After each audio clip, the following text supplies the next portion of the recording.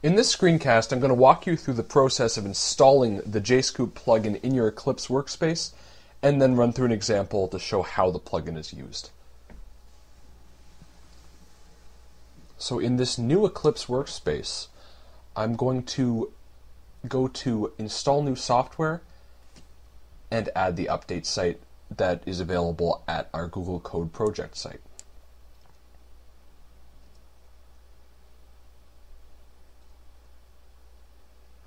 So we'll select the plugins and install them.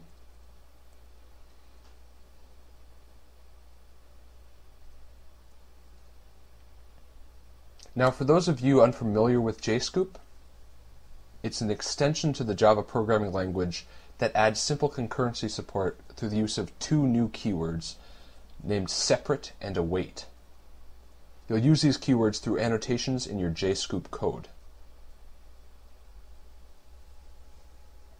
In order to use these annotations and invoke the translation, we need to mark our new project as a JSCOOP project.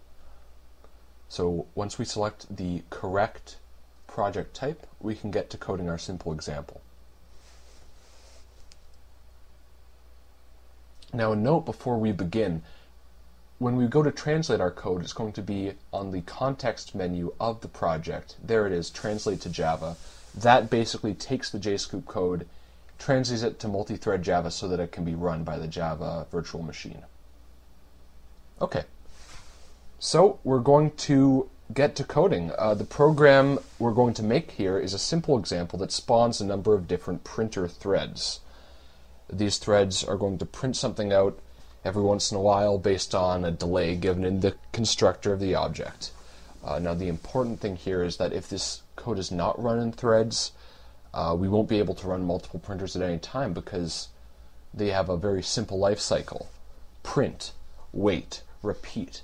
And there's no way of doing that without having multiple threads of execution. Now, what JSCOOP lets you do is create these different threads of execution without actually touching any threaded code.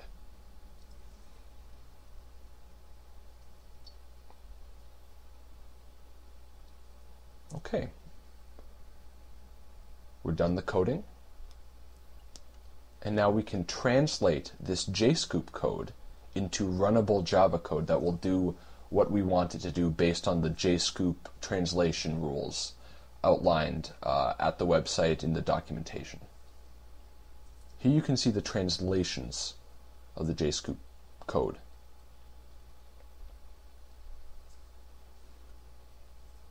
And without further ado, we'll run the program and see what happens. We can do this by right-clicking on the JSCOOP out folder and running it as a Java application. It'll find the main class and everything for us. So we can see the program executing here. Each printer thread waits for a specified amount of time and then prints its number again. As you can see, all 5 printers are printing, something that requires threads to do. The last thing we're going to do is show consistency errors. There are a bunch of things that are not allowed in JSCOOP programming because they can introduce deadlocks, cause the translation to not work, things like this. So we warn you through the Eclipse problems view whenever you create a mistake like this.